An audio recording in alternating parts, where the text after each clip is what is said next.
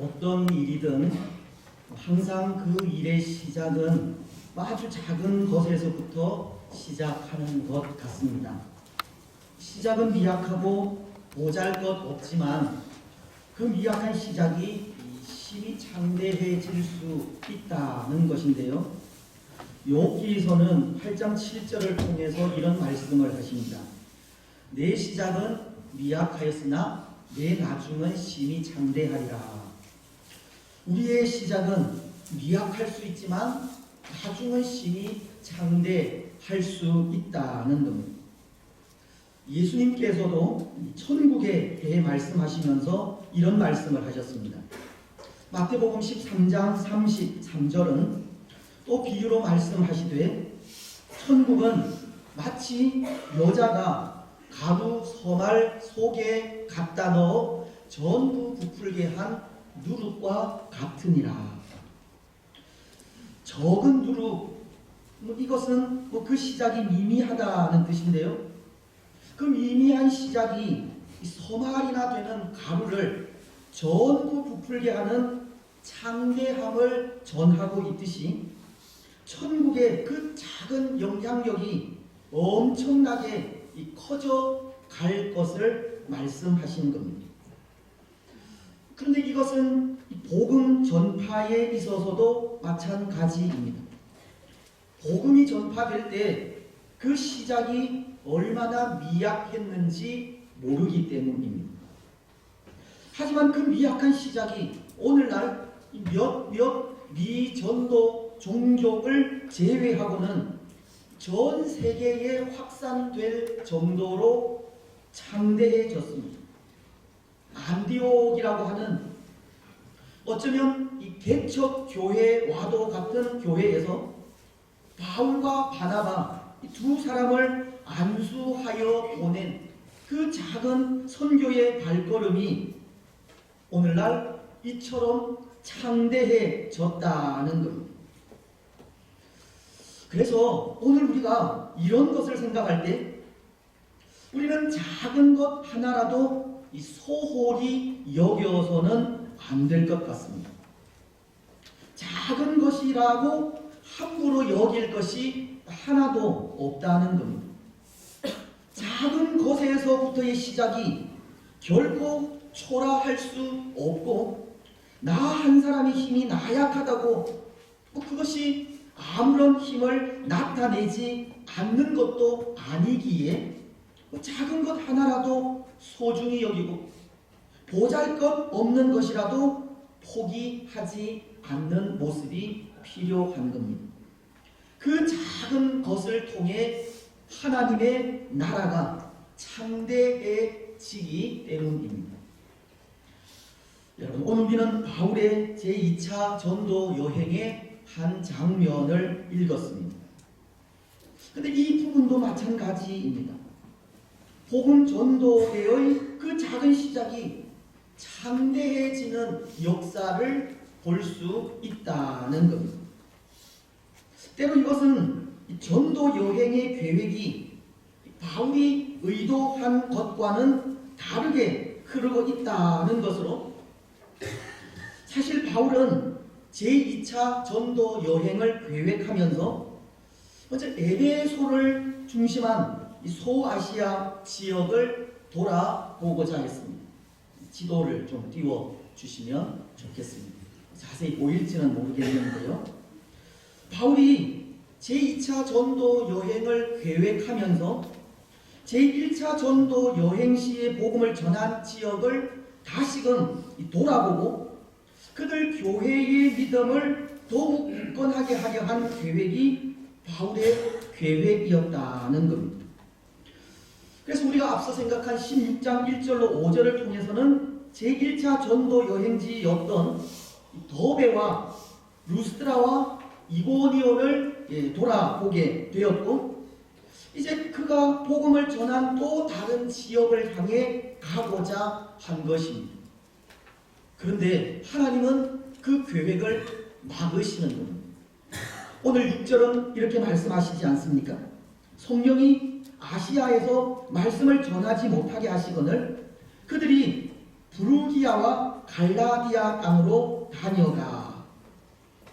여기 말씀을 전하지 못하게 하시거늘이라고 하는 말씀은 반대하다, 거절하다, 금지하다 하는 의미의 말로 이 바울이 하고자 한 일에 대해 강력한 반대를 표하신 말씀인데요. 성령 하나님의 뜻이 다른 곳에 있다는 것을 알리시기 위한 겁니다. 때로 우리 생각에는 당시 이 아시아에서의 전도 사역이 성공적으로 진행되고 있었고, 거기에 조금만 더 힘을 보태면 더 큰 성장을 볼 수 있는 상황에까지 갔으리라 생각을 하지만 성령님은 그 일을 막으셨다는 겁니다. 그 이유에 대해서는 정확하게 알 수 없지만 아마 그것은 모든 민족, 모든 족속에게 복음을 전하시려고 한 하나님의 의도가 아닌가 생각합니다. 그것을 오늘 7절 말씀을 통해서도 알 수 있는 것이, 7절 말씀은 바울이 무시아 앞에 이르러 비두니아로 가고자 애썼으나 예수의 영이 허락하지 않았다고 하시기 때문입니다. 이 비두니아라고 하는 곳은 무시아의 이 동편에 위치해 있는 곳으로 아시아 쪽의 지역인데요. 그 지역도 사실은 이 아시아의 한계를 벗어나지 않는 지역입니다. 다시 말씀을 드리면 하나님의 영은 바울로 하여금 복음을 오늘날의 유럽으로 서진하게 하신 것이라는 말씀입니다. 하나님은 애초 바울의 계획인 제1차 전도 여행지를 돌아보는 계획을 바꾸어 지금의 유럽 지역으로 더 큰 발걸음을 하게 하셨다는 겁니다. 여러분, 우리는 이것을 하나님의 열심이라고 합니다.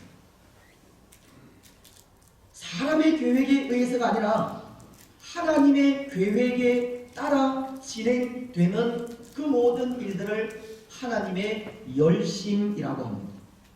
하나님의 일은 하나님의 계획에 따라 진행이 되고 하나님의 열심으로 그 일을 이루어 가신다는 겁니다. 그래서 이사야서를 보면 9장 7절에 이런 말씀을 하시는데요.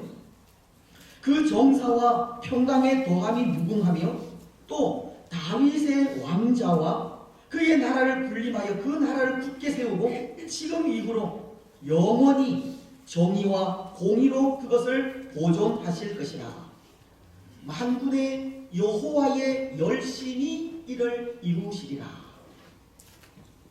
이사야 선지자는 메시아이신 예수님의 탄생을 예언하면서 예수님께서 임하시면 평강과 의의 나라가 세워지고 그 나라를 예수님께서 공의와 정의로 다스리실 것을 말씀하신 장면인데, 그 일을 이루시는 것이 바로 여호와의 열심이라고 합니다. 여호와의 열심이 이를 이루시리라. 예수님을 이 땅에 보내시고 예수님을 통해 이루시는 하나님의 나라는 하나님의 열심으로 이루어진다는 겁니다. 마치 잠언서가 16장 9절을 통해 말씀하시는 것과 같습니다. 사람이 마음으로 자기의 길을 계획할지라도 그의 걸음을 인도하시는 이는 여호와시니라.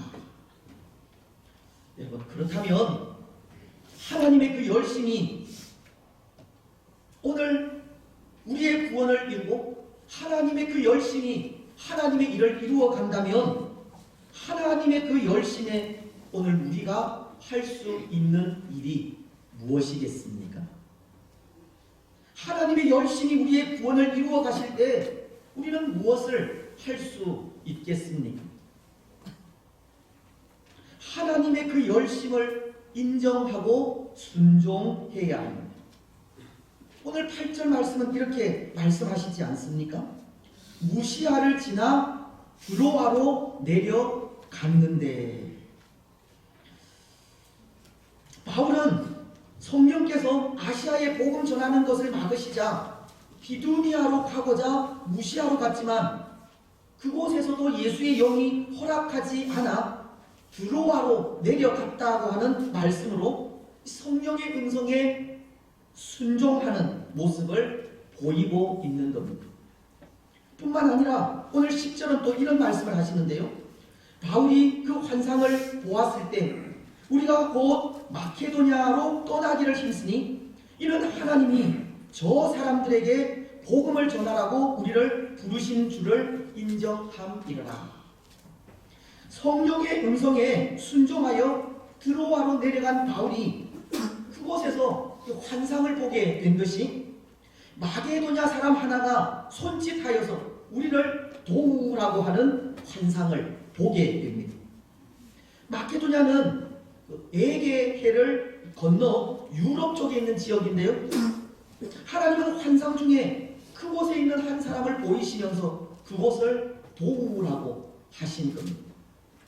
그래서 바울은 그 일이 하나님의 뜻임을 인정하게 되었다고 하는 말씀이 10절 말씀입니다. 바울은 자신의 계획이 아니라 하나님의 계획에 따라 하나님께서 이끄시는 뜻을 인정하고 순종했다는 겁니다. 그렇습니다. 사랑하는 여러분, 하나님의 열심이 하나님의 구원을 이루어 갈 때 그 일을 인정하고 순종하는 것이 우리가 믿음을 가진 우리가 취할 자세입니다. 하나님의 계획과 생각은 우리의 계획과 생각보다 더 높기 때문입니다. 이사야서는 55장 8절로 9절을 통해서 이렇게 말씀하시지 않습니까? 이는 내 생각이 너희의 생각과 다르며 내 길은 너희의 길과 다름이니라. 여호와의 말씀이니라. 이는 하늘이 땅에서 높음같이 내 길은 너희의 길보다 높으며 내 생각은 너희의 생각보다 높으니라. 우리보다 높으신 하나님의 생각을 인정하고 우리와는 다른 하나님의 길을 받아들이며 그 이끄심에 순종하는 것이 우리가 취할 태도라는 겁니다. 여러분, 오늘 우리는 우리와는 다른 하나님의 계획을 인정하시고 우리보다 높은 하나님의 길을 받아들이시며 우리를 이끄시는 하나님의 선하신 뜻에 온전히 순종하시기를 바랍니다. 그런데 때로 그런 경우는 있습니다. 하나님의 열심이 우리의 걸음을 인도해 가실 때 그 걸음이 미약하게 보일 때가 있다는 겁니다. 그 길이 보잘것없을 때가 있다는 겁니다. 오늘 바울의 경우가 그런 경우가 아닌가 하는데요. 비록 하나님의 열심이 복음 사역이 성공적으로 진행되는 아시아가 아니라 또 다른 지역 유럽으로 인도하셨지만 그곳은 이 복음에 있어서 불모지와도 같은 곳이었기 때문입니다.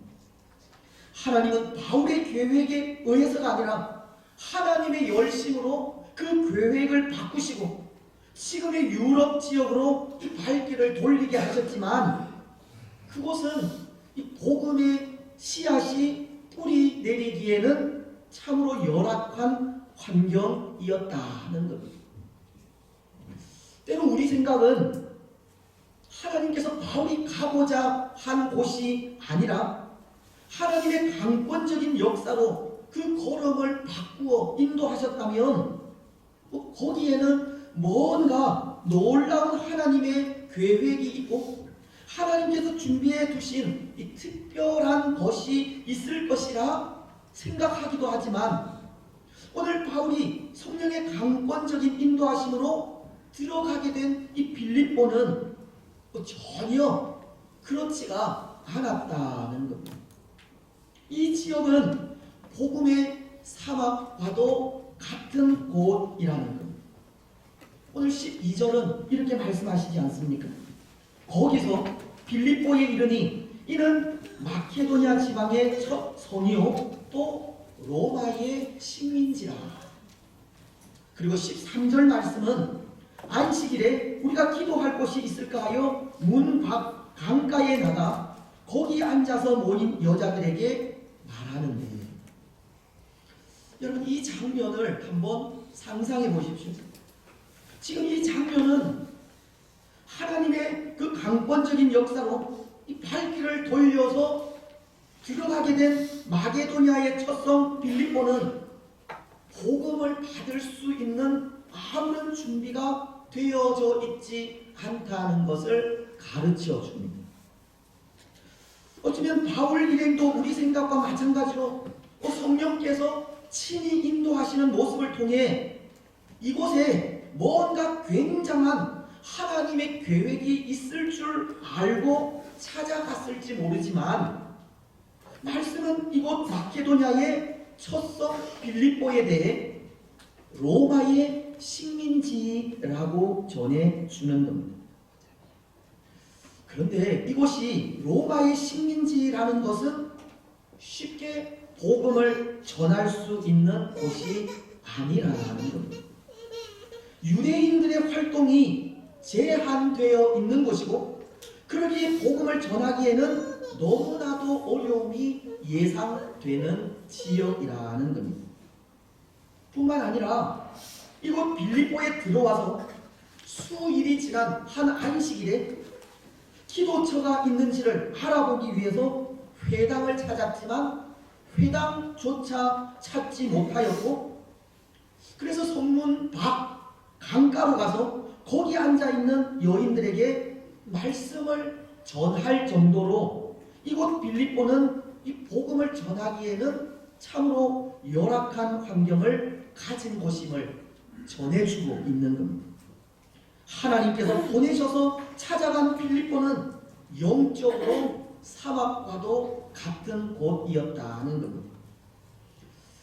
여러분, 이것은 유럽 지역에 이 복음의 씨앗을 뿌리는 그 첫 시작이 그만큼 초라하다는 것을 보여주는 장면이기도 하지만, 하나님의 인도하시는 걸음이 때로 미약할 때가 있다는 것을 보여주는 것이기도 합니다. 하나님께서 인도하시는 길은 우리가 원하는 길이 아니라는 겁니다. 그 길은 고난의 길일 수 있고 다른 사람들이 알아주지 않는 길일 수 있으며 우리가 감당하기 힘든 어려운 길일 수도 있다는 겁니다. 문자 그대로 순종의 길은 우리가 감당할 수 없는 길이요, 너무나도 초라할 수 있는 길이라는 겁니다. 그런데 여러분, 하나님께서 괜히 이런 초라한 시작을 하게 하셨겠습니까? 하나님께서 바울을 이 복음의 사막과도 같은 곳에 보내셨다면 뭔가 하나님의 다른 뜻이 있지 않겠습니까? 창세기 12장이 말씀하는 아브라함을 보십시오. 하나님은 갈대아 우르라고 하는 아브라함 당시 최고의 그 문명지에서 사는 아브라함을 불러서 아무것도 없는 가나안 땅으로 가게 하셨습니다. 창세기 12장 1절은 이렇게 말씀을 하시는데요. 여호와께서 아브라함에게 이르시되 너는 너의 고향과 친척과 아버지의 집을 떠나 내가 내게 보여줄 땅으로 가라. 하나님은 마치 아시아에서 성공적인 목회를 하고 있는 바울을 복음의 불모지와도 같은 빌립보로 발길을 옮기게 하신 것처럼 아브라함에게도 당시 최고의 문명지인 갈대아 우르에서 아무것도 없는 가나안으로 가게 하신 겁니다. 그런데 아브라함을 부르신 그 부르심이 괜한 부르심이고 바울을 빌립보로 인도하신 그 걸음이 괜한 걸음이겠느냐는 겁니다. 창대하게 하실 하나님의 계획이 있는 겁니다. 그래서 아브라함을 부르신 하나님은 아브라함에게 이런 약속을 하셨습니다. 창세기 12장 2절로 3절을 통해서인데요. 내가 너로 큰 민족을 이루고 내게 복을 주어 내 이름을 창대하게 하리니 너는 복의 근원이 되리라. 너를 축복하는 자에게는 내가 복을 내리고 너를 저주하는 자에게는 내가 저주하리니 땅의 모든 족속이 너로 말미암아 복을 얻을 것이라 하신지라. 하나님은 아브라함을 믿음의 조상이 되게 하신 것. 하나님의 약속을 믿고 그 부르심에 순종한 아브라함을 통해 수많은 믿음의 후손들을 낳게 하시려고 하나님은 그를 아무것도 없는 가나안으로 보내신 겁니다. 여러분, 그렇다면 바울을 향해서는 어떤 약속을 주셨겠습니까? 마찬가지입니다.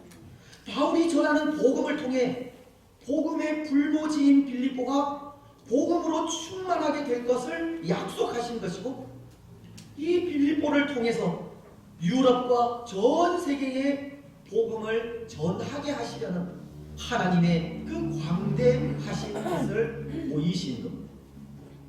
복음에 있어서 사막과도 같은 황폐한 땅이 복음으로 인해 풍요의 땅이 될 것을 약속하신 겁니다.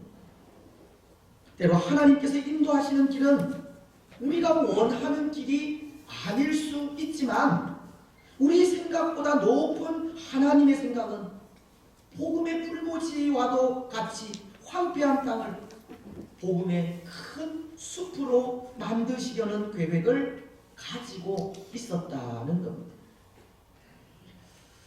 여러분, 그래서 오늘 우리는 이 모습을 통해 이런 생각을 할 수 있을 것 같습니다. 어떤 일이든 하나님께서 명하신 일에는 다 하나님의 뜻이 있다는 겁니다. 하나님께서 행하시는 그 모든 일에는 구원하시는 하나님의 손길이 있는 겁니다. 그럼 사실 이 빌립보라는 지역을 생각할 때도 이것은 복음을 전하기가 참 힘든 곳이기는 하지만 반대로 생각하면 이곳은 정말 복음이 필요한 곳이기도 합니다. 로마서 5장 20절이 율법이 들어온 것은 범죄를 더하게 하려 함이라. 그러나 죄가 더한 곳에 은혜가 더욱 넘쳤나니. 죄가 더한 곳에 하나님의 은혜가 넘친다고. 이 빌립보가 영적으로 사막과도 같은 것이고 죄악의 물결이 이 넘쳐나는 곳이라면 이것은 그만큼 복음이 필요하다는 것을 말하는 것이고 하나님의 크신 은혜가 필요하다는 것을 말하는 것입니다. 하나님은 바울을 정말 복음이 필요한 곳에 보내셔서 복음의 씨앗을 뿌리게 하신 겁니다. 그리고 이곳을 통해 유럽 전역에 복음을 전하는 전초 기지가 되게 하신 겁니다. 사랑하는 여러분, 바로 이것이 하나님의 뜻이 아니겠습니까? 이것이 하나님께서 바울을 이곳으로 보내신 목적입니다. 죄가 더한 곳에 하나님의 넘치는 은혜가 필요하듯이 영적으로 삭막한 이곳에 하나님의 은혜가 필요했기 때문입니다. 그래서 바울을 보내신 겁니다. 하나님께서 보내시는 곳이라면 그곳이 어디든 우리 사람의 생각이 어떻든 거기에는 반드시 하나님의 뜻이 있다는 겁니다. 어떤 일이든 하나님께서 명하신 일에는 다 하나님의 뜻이 있는 겁니다. 때로 그 명령이 우리 사람이 생각하기에 이치에 맞지 않는 일이라 할지라도 하나님의 생각은 우리와는 다르고 하나님께서 하시는 일은 우리와 다르기 때문에 그 모든 일 속에는 다 하나님의 뜻이 들어있는 겁니다. 그렇습니다. 여러분, 오늘 우리도 우리에게 주어진 모든 일들 속에 우리가 당하는 모든 환경들 속에 다 하나님의 뜻이 있다는 것을 고백하시기 바랍니다. 비록 그 일이 우리가 당하는 그 일이 우리 생각에 맞지 않는 일이라 할지라도 그 일에 분명 하나님의 선하신 뜻이 있음을 인정하면서 순응하시기를 바랍니다. 여러분, 오늘 바울도 순종했습니다. 빌립보는 바울의 생각과는 달리 이 복음을 전하기에는 너무나도 열악한 환경을 가진 곳이지만 그럼에도 그곳에 하나님의 뜻이 있음을 인정하고 순응한 겁니다. 그리고 그곳에 복음의 씨앗을 뿌렸습니다. 여러분, 그 결과가 어떻게 되었겠습니까? 바울은 드디어 이곳 빌립보에서 첫 번째 열매를 보게 됩니다. 14절은 이렇게 말씀하시기 때문입니다. 두아디라시에 있는 자색 옷감 장사로서 하나님을 섬기는 루디아라 하는 한 여자가 말을 듣고 있을 때 주께서 그 마음을 열어 바울의 말을 따르게 하신지라. 그리고 15절 상반절은 그와 그 집이 다 세례를 받고 바울이 전한 복음에 루디아가 예수님을 영접하게 되었고 루디아를 통해 루디아의 온 집이 예수님을 영접하여 세례를 받았으며 루디아의 집을 통해 이 빌립보 성에 복음이 전해져서 많은 사람들이 주께로 돌아오게 된 것입니다. 여러분, 바로 이것이 순종이 전 유럽에 복음이 증거되는 첫 걸음이 되게 했습니다. 하나님의 인도하심을 인정하고 비록 아무것도 없지만 하나님의 뜻에 순종하여 복음을 전할 때 그 순종이 복음이 창대해지는 그 결실의 첫 열매가 되게 한 것입니다. 이제 말씀을 맺겠습니다. 사랑하는 여러분, 오늘 우리가 살아가는 신앙의 삶, 오늘 우리가 살아가는 세상의 삶은 너무나도 미약합니다. 우리에게 부족한 부분도 너무 많고 하나님의 열심보다는 인간의 열심이 앞서기도 하고 우리에게 주어진 은혜가 작은 것이라고 함부로 할 때도 있습니다.